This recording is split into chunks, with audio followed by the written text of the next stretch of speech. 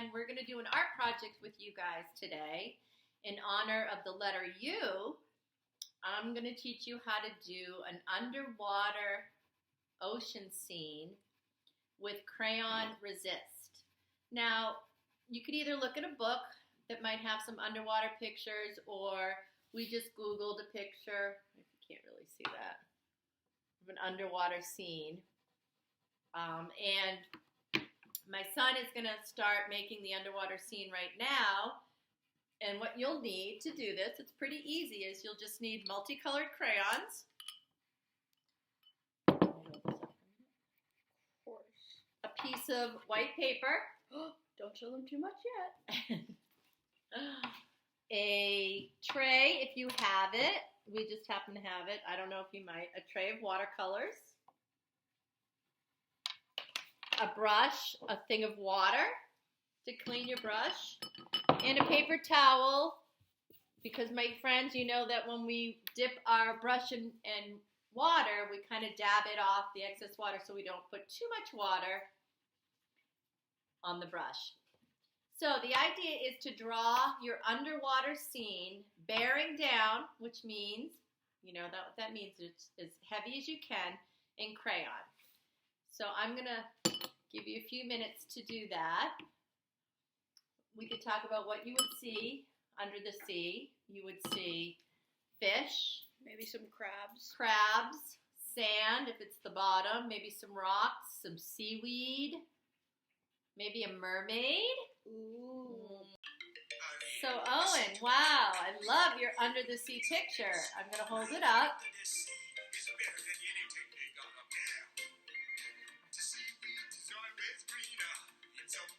Shells, crabs, we have squid, jellyfish, a dolphin, a turtle, octopus, some coral, some seaweed, the sky.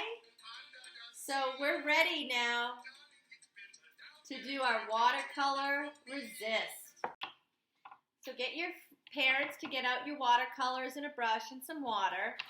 And when you look at your picture, think about what color you're going to use to go over what section of your picture.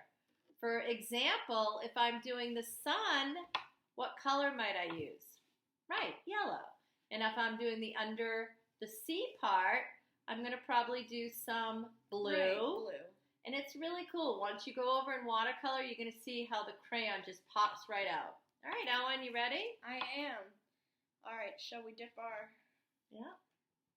my brush into the water? Gonna just Dab it on the dab paper. it on the paper, and I think I'm gonna do the sky first. So I'm gonna pick up a little bit of my yellow.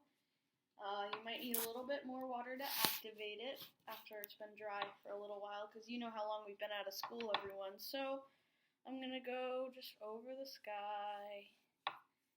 Just slowly, just do even strokes over the sky. Make sure to kind of maybe move around the dolphin we have jumping out of the water. And I'm just gonna go past my birds.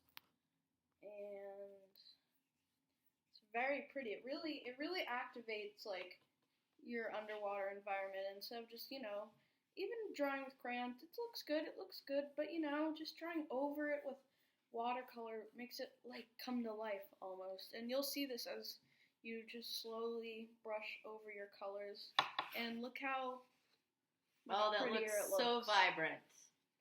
So Owen, you're going to change colors. What do you need to do to change colors? I'm going to dab my brush into the water, make sure that all the yellow is out, and now that I have a clean brush, I'm going to just do a little drizzle in the water one more time and go over to my blue color. Now, you may have a few different shades of blue. Just go with the shade that you used your crayon. So we use kind of a dark blue for our crayon. So I'm going to do a little bit of a dark blue here. It'll look so pretty. And it really makes the sea come to life under the sea.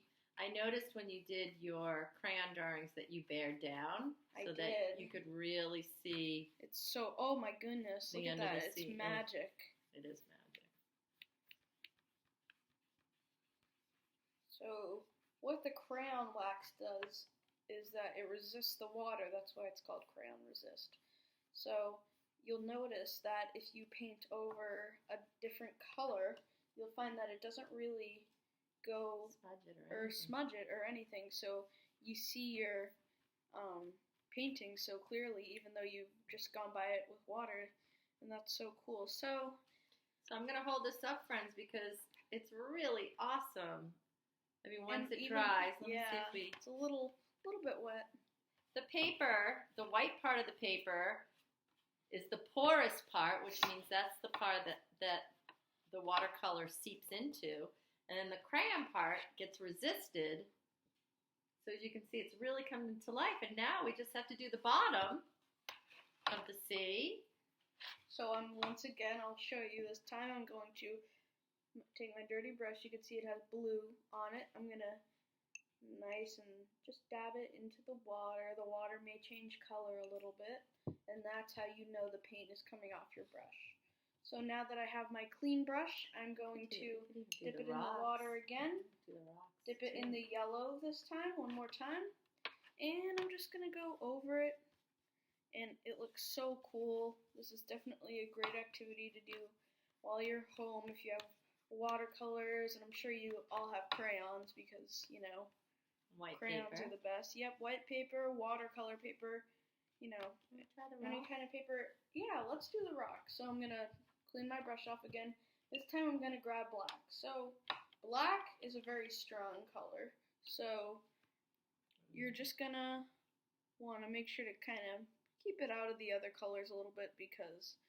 And this is a great thing. If you get too much water on your paper, no problem. You could take a napkin and just kind of... There you go. Have any of you ever had pizza and you notice it's too greasy and you kind of just dip your napkin on top just to soak a little bit of the grease up? That's kind of what you're going to do except your artwork. So I have finished, and this is my finished product. I hope you guys all like it. Miss Martin will explain it. Well, and on the back, you can write your Under the Sea creation. You can name it. And this is for letter U. Under the sea, underwater. And in honor of this painting, of course, feel free to play the song, Under the Sea. Right. All right, guys. Thank you so much for watching, and we'll see you soon. Bye, friends. Bye.